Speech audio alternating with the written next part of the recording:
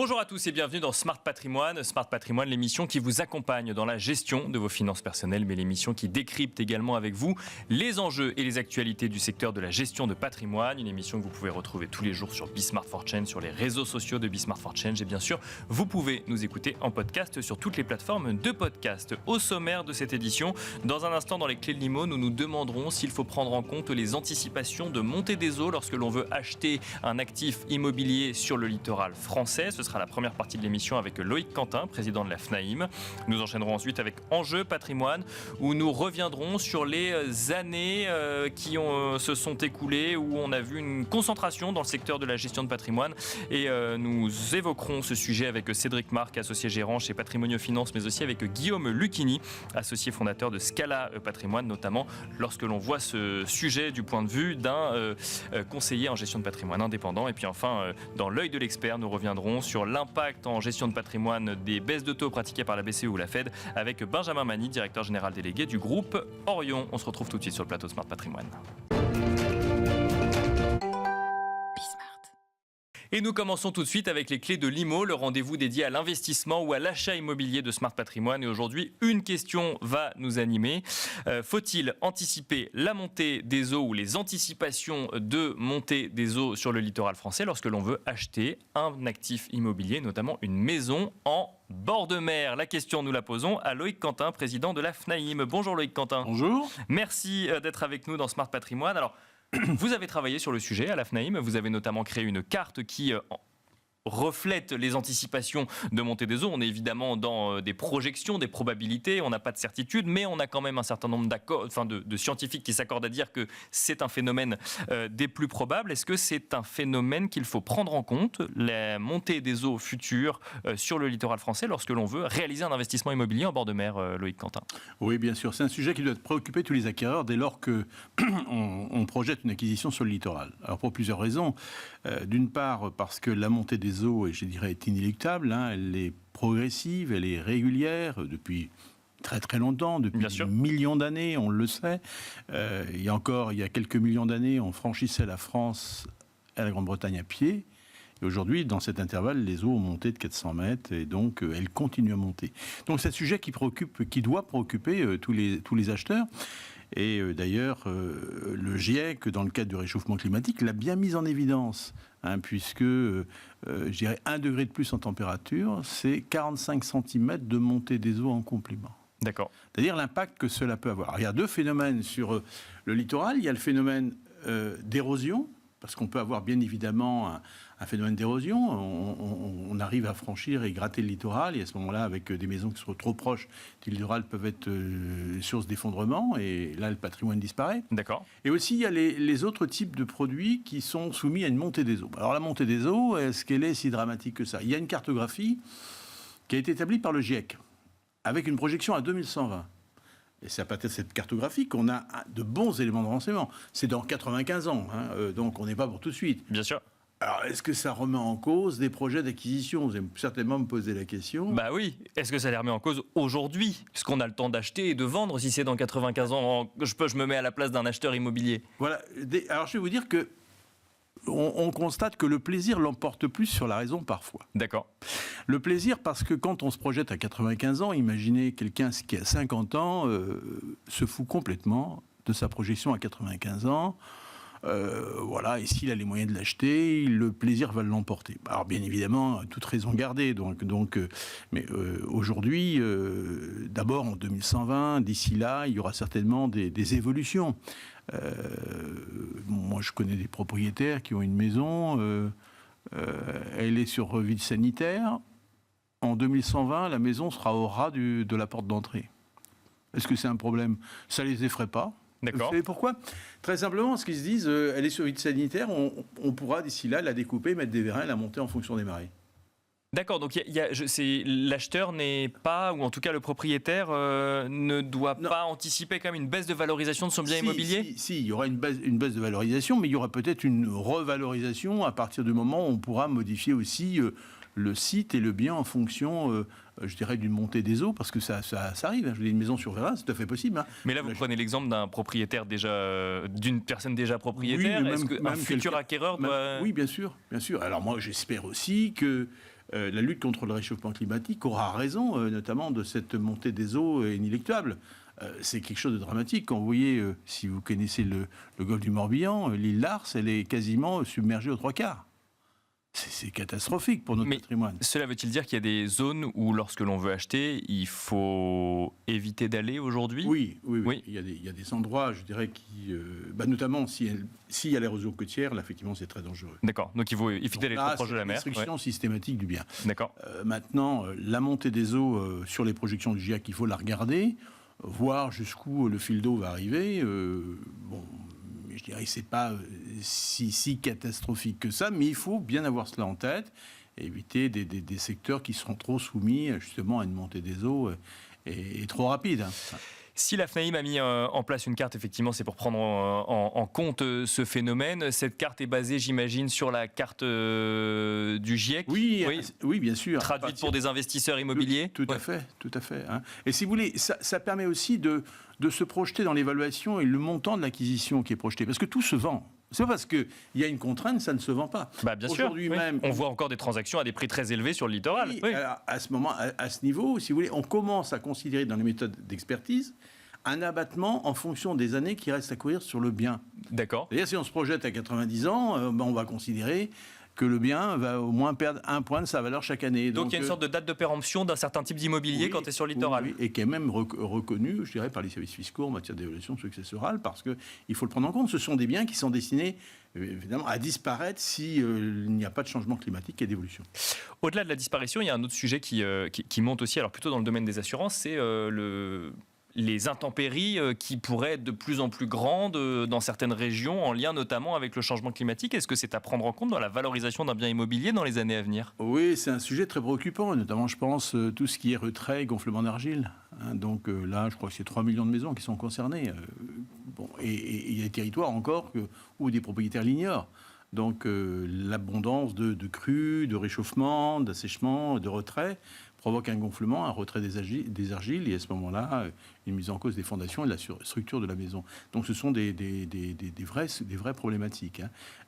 Mais dans l'ensemble, le réchauffement climatique a des conséquences. Qu'on voit les crues et les inondations, bien sûr, celle de Cannes tout récemment, on se pose vraiment des questions sur l'évolution de ce climat et l'impact qu'il aura sur les biens immobiliers, d'autant que c'est quelque chose qui n'est pas assurable aujourd'hui. Peut-être faudra-t-il l'envisager dans un horizon le plus prochain, mais rien n'est garanti et on n'est pas garanti, je dirais, de cette évolution. Donc je crois que l'acquéreur va de plus en plus faire attention à cette carte climatique et à ces risques. Ça fait partie des mesures de précaution, des mesures de prévention. On finira là-dessus, vous l'avez dit, effectivement, on est dans le domaine de la probabilité, plus ou moins certaine selon les prévisions scientifiques, mais personne n'a de boule de cristal, on ne saura jamais effectivement à quel niveau exactement ira une montée des eaux ou autre. Comment l'intégrer au mieux quand on est investisseur immobilier, au-delà de la carte, qu'est-ce qu'on peut regarder ? Est-ce qu'on décide de ne pas aller du tout dans la zone ? Est-ce qu'on prend le risque ? Est-ce qu'on négocie mieux son bien pour anticiper une éventuelle décote ? Je crois que c'est un calcul de risque, et dans ce cas-là, le calcul de risque, si risque il est mesuré, et à ce moment-là, il faut l'anticiper par une décote, notamment, et un prix de négociation à la baisse, puisque ce bien sera notamment condamné finalement à se déprécier. Alors, c'est vrai que nous, on a une culture latine, on n'a pas une culture anglo-saxonne. On considère qu'un bien, il faut le garder pendant des siècles. Bon, voilà, on peut aussi peut-être considérer qu'un bien, aujourd'hui, est une valeur de consommation comme une autre, et à 50 ans ou à 100 ans, elle disparaît, et puis sa valeur vénale et nominale est réduite à zéro, peut-être un jour. Merci beaucoup, Loïc Quentin, de nous avoir accompagnés dans Smart Patrimoine. Je rappelle que vous êtes le président de la FNAIM. Merci beaucoup. Merci. Et quant à nous, on se retrouve tout de suite dans Enjeu Patrimoine. Et nous enchaînons à présent avec Enjeu Patrimoine, un enjeu patrimoine consacré aux nombreux rachats qu'il y a pu y avoir dans le secteur de la gestion de patrimoine ces dernières années, avec une question, comment et pourquoi rester indépendant dans un secteur qui s'est beaucoup concentré ces dernières années. Pour en parler, nous avons le plaisir de recevoir sur le plateau de Smart Patrimoine Cédric Marc. Tout d'abord, bonjour Cédric Marc. Bonjour Nicolas. Vous êtes associé gérant chez Patrimonio Finance, vous nous le raconterez dans un instant, mais vous avez cédé un cabinet de gestion de patrimoine dont vous étiez à la tête pour ensuite recréer un nouveau cabinet de gestion de patrimoine indépendant, donc qui n'est pas rattaché à un groupe. Mais nous avons le plaisir d'accueillir également Guillaume Lucchini qui est avec nous en duplex. Bonjour Guillaume Lucchini. Bonjour Nicolas. Vous êtes associé gérant de Scala Patrimoine et si je ne dis pas de bêtises, vous n'êtes pas rattaché à un groupe. Vous continuez votre chemin en indépendant, Guillaume Lucchini. Encore et toujours.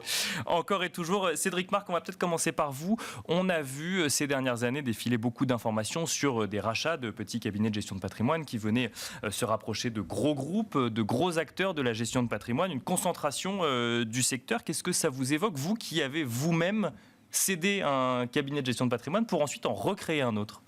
En fait, il y a une question de choix de ce qu'on a envie de créer dans le futur avec le client, sachant qu'on a le plus souvent accompagné les clients depuis 5, 10, 15 ou 20 ans. D'accord. Et cette perte d'indépendance, on en parlera peut-être, on verra peut-être les limites, je trouve qu'elle peut affecter la relation que l'on a dans le futur avec les clients, voire leurs enfants. D'accord.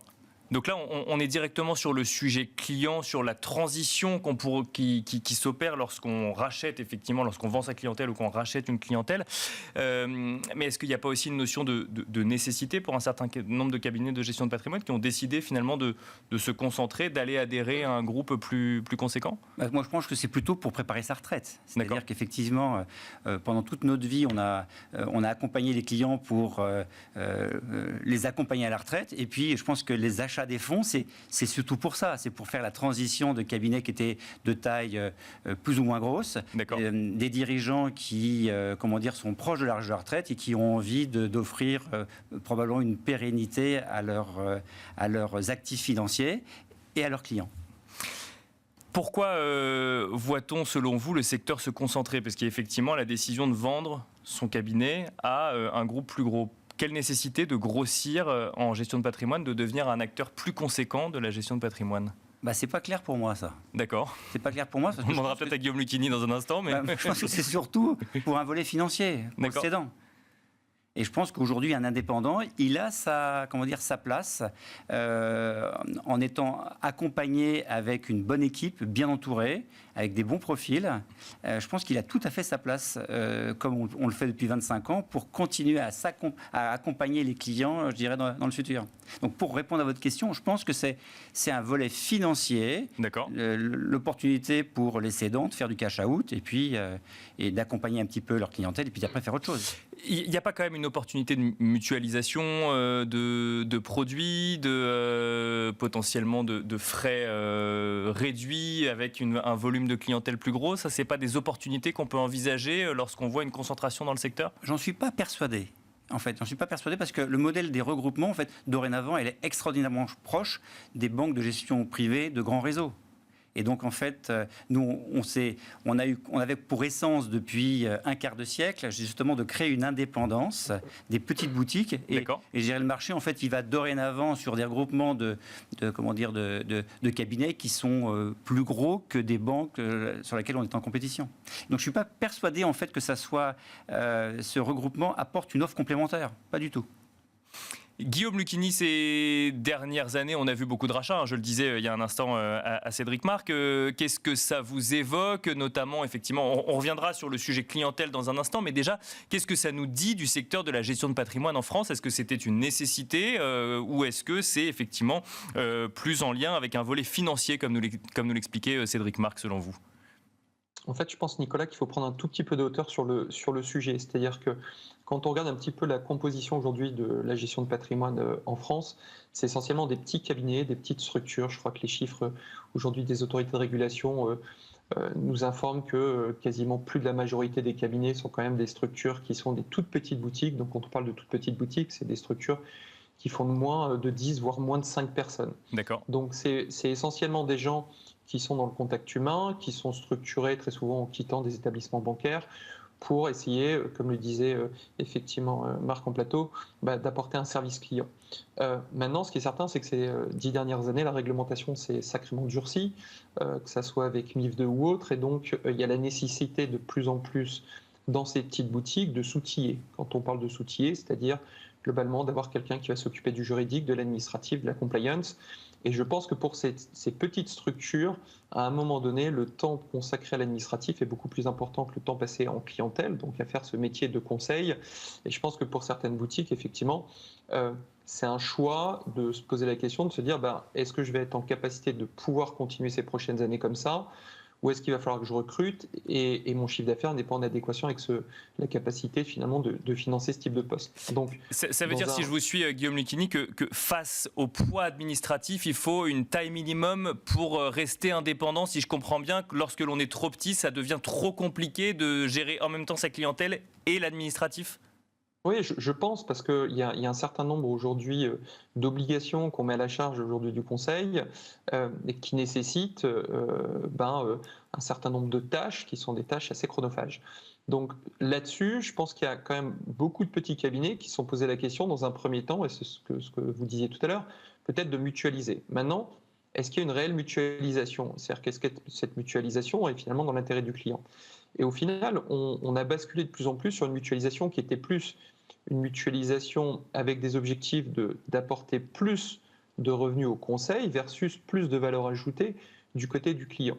Et je pense que c'est là où a été un tout petit peu la dérive. C'est-à-dire que les modèles économiques aujourd'hui qui existent avec des fonds, ils sont nombreux. Vous pouvez avoir des fonds qui sont vraiment là pour apporter une vraie valeur ajoutée, vous apporter en termes de développement, et puis des fonds qui sont juste sur des logiques d'achat-revente, c'est-à-dire j'achète, j'utilise la dette, je fais tourner les portefeuilles et je fais une rotation, notamment des actifs du client pour dégager plus de marge. Et là, on a vu toutes les dérives qu'on a actuellement sur les produits structurés surmargés, sur le private equity surmargé, etc.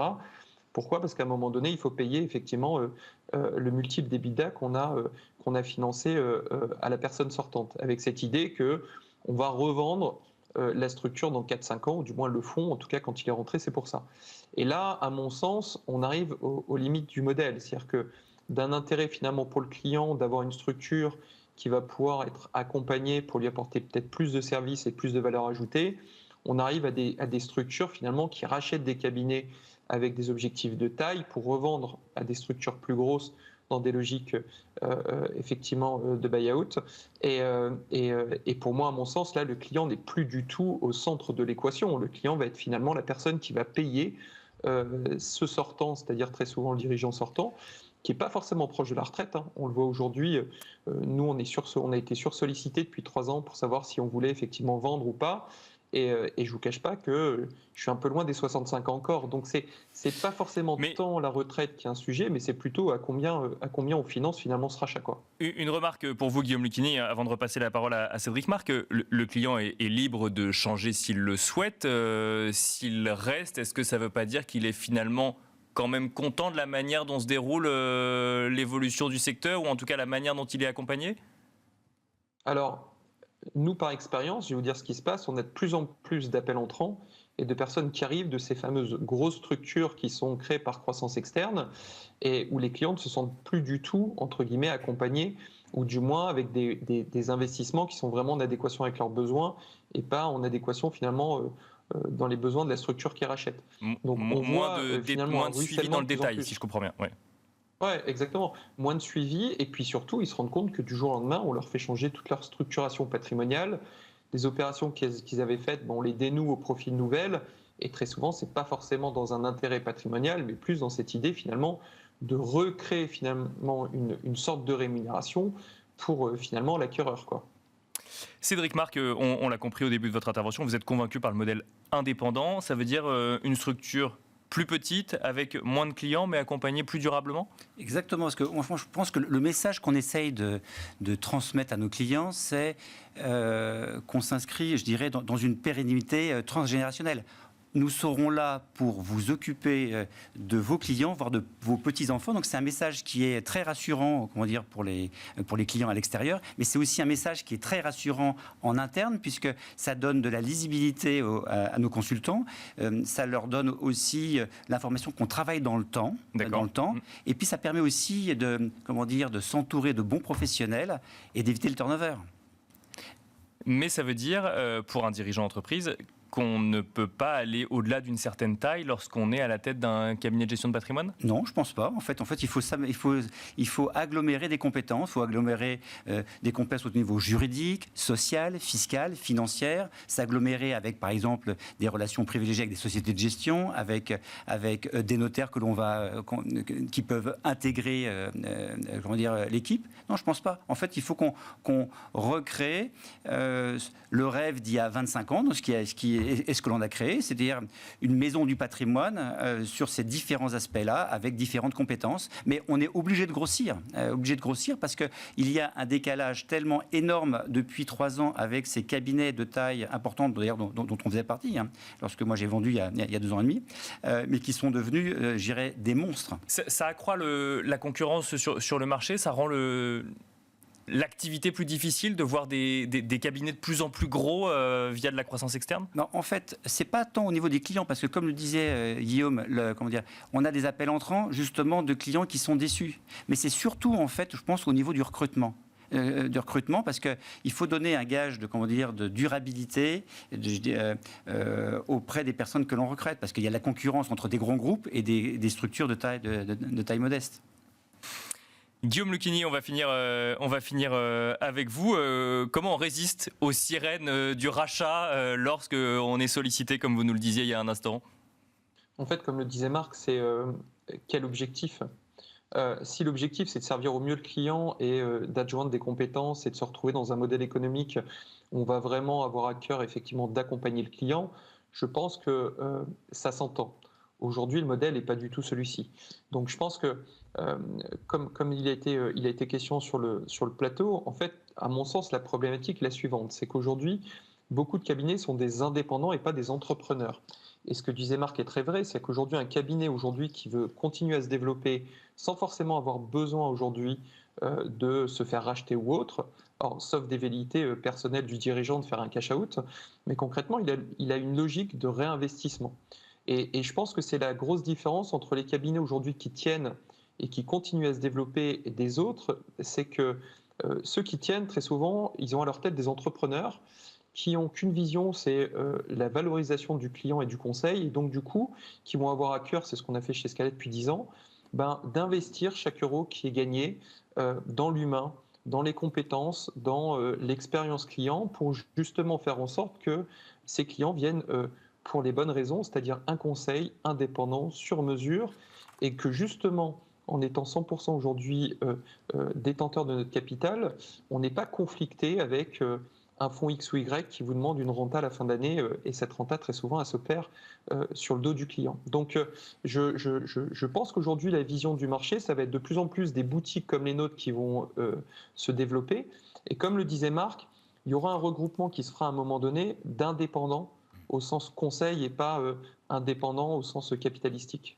On va devoir arrêter là. Merci beaucoup Guillaume Lucchini de nous avoir accompagnés dans Smart Patrimoine. Je rappelle que vous êtes associé fondateur de Scala Patrimoine. Merci également à vous Cédric Marc, associé gérant chez Patrimonio Finance. Et quant à nous, on se retrouve tout de suite dans l'œil de l'expert. Et nous finissons cette émission comme d'habitude avec l'œil de l'expert. Nous allons évoquer notamment l'impact de la baisse des taux pratiqués par les banques centrales sur la profession et sur notamment les possibilités d'investissement. Nous allons en parler avec Benjamin Magny. Bonjour Benjamin Magny. Bonjour Nicolas. Vous êtes directeur général délégué du groupe Orion. On réagit à quelques jours de la décision de la Fed d'amorcer sa baisse de taux, 50 points de base. Qu'est-ce que ça vous évoque, Benjamin Magny, après les longs mois qu'on a passé à l'attendre, à l'anticiper ou à le commenter? Déjà, j'aimerais saluer haut la main les banques centrales. Parce que depuis le Covid, les 4 ans qu'on vient de passer, cette maîtrise pour éviter la surchauffe, remettre l'inflation autour de 2%, prévenir le marché au fur et à mesure de ce qu'elle allait faire ce qu'elle dit, dire ce qu'elle fait, et du coup monter une grande maîtrise qui a évité une forte volatilité. Donc aujourd'hui, on a évité la surchauffe. On est sur un soft landing, donc un atterrissage doux de l'économie. Maintenant, tout l'enjeu, c'est de garder cette inflation autour de 2%. Mais vraiment, bravo, parce que c'est un coup de maître ces 4 dernières années d'avoir réussi à maintenir l'économie. Ce qu'on voit, quels que soient les marchés, on a gardé une stabilité. Dans le secteur de la gestion de patrimoine, ces hausses de taux pratiquées par les banques centrales ont amené un certain nombre d'opportunités d'investissement. Ça change du coup, ça change un peu la donne à l'heure actuelle. La hausse de taux va avec l'inflation. Ouais. Et donc inflation, hausse de taux, ça a permis un électrochoc vraiment de l'épargnant français un peu malade qui avait beaucoup de mal à prendre du risque. Là, ces 4 dernières années, l'inflation était tellement palpable sur les biens de consommation que le client final, l'épargnant français, s'est rendu compte que s'il n'agissait pas avec son épargne, il s'appauvrissait très rapidement. Donc, il fallait absolument qu'il se renseigne sur le monde de la gestion de patrimoine et comment éviter de se faire ronger par l'inflation. Donc ça a permis de faire de la pédagogie quelque part. Ça nous a amené à nous énormément d'opportunités parce qu'il s'est rendu compte qu'il fallait placer, que placer c'était quand même un métier, qu'il y avait énormément de produits différents, avec des niveaux de risque différents, avec des qualités différentes. Donc il a eu besoin de placer et d'être conseillé pour placer. Et donc ça ne vous a pas échappé que tous les métiers de la gestion de patrimoine sont en forte croissance depuis le Covid. Et ça a été une grande opportunité pour notre métier. À l'heure actuelle, la tendance est plus à la baisse de taux, que ce soit au niveau de la Banque Centrale Européenne ou de la Réserve fédérale aux États-Unis. Qu'est-ce que ça change dans les stratégies, justement, en matière de gestion de patrimoine ? L'enjeu, déjà, ça va être de garder cet électrochoc, parce que les taux sans risque, qui ont permis d'amener tout un tas d'épargnants vers un compte à terme, un livret A, etc., c'est un mirage. Parce qu'en fait, ça pallie à peine l'inflation, même ça pallie pas l'inflation avec les frais. Donc la pédagogie maintenant, c'est de montrer qu'il est important d'être investi pour pas se faire ronger par l'inflation, parce que même si elle baisse, elle est encore là. D'accord. Le but, c'est de faire 2%. Et de toute façon, l'inflation, elle est partout. Et si elle n'est pas visible sur les produits de consommation, elle est dans les actifs que sont l'immobilier, les œuvres d'art, les montres, ce que vous voulez, qui ne sont pas forcément les produits de consommation qu'on voit. Mais le jour où on veut acheter un appartement, on se dit « Ah, j'ai beaucoup moins grand qu'il y a 10 ans ».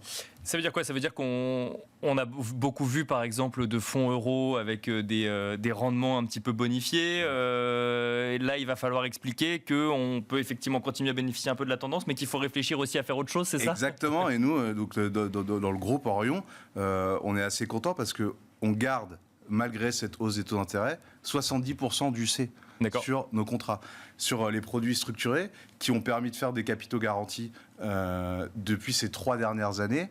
On n'est qu'à entre 10 et 15% de produits capital garantis sur 400 millions d'euros placés. D'accord. Donc on a fait cette alors même qu'il y a déjà eu pendant. Au global une grande campagne de communication, pas forcément orchestrée, mais en tout cas par plusieurs acteurs, sur cette idée qu'avec cette hausse des taux, on avait des produits structurés à capital garanti à l'échéance en tout cas. Là, il va falloir expliquer que ça va être un petit peu plus compliqué pour ceux qui étaient allés radicalement sur ce sujet. C'est tout l'enjeu. Ces produits à capital garanti ou ces taux hauts ont permis d'aller chercher une clientèle qui avait beaucoup d'épargne inactive parce qu'elle a compris que c'était nécessaire et ça nous a permis de faire de la pédagogie et de leur expliquer qu'en fait, le taux sans risque, c'était un mirage pour se prémunir de l'inflation, mais qu'en revanche, on avait tout un panel en fonction du temps que les clients ont devant eux et leur acceptation de la volatilité pour pouvoir avoir une épargne qui est utile à la fois pour leur transmission, pour leur retraite, pour leur fiscalité, pour l'école de leurs enfants, pour leurs vacances, pour leur immobilier, etc. etc., etc. Et ça, c'est un métier et c'est très important. Et l'épargnant français était malade de l'épargne et maintenant, il a compris que le CGP était le médecin généraliste de l'épargne. Si je comprends bien, tout commence pour cette nouvelle clientèle en matière de pédagogie. Merci beaucoup Benjamin Magny. Avec plaisir, nous avoir accompagnés dans Smart Patrimoine. Je rappelle que vous êtes directeur général délégué du groupe Orion. Et quant à nous, on se retrouve très vite sur Bismart.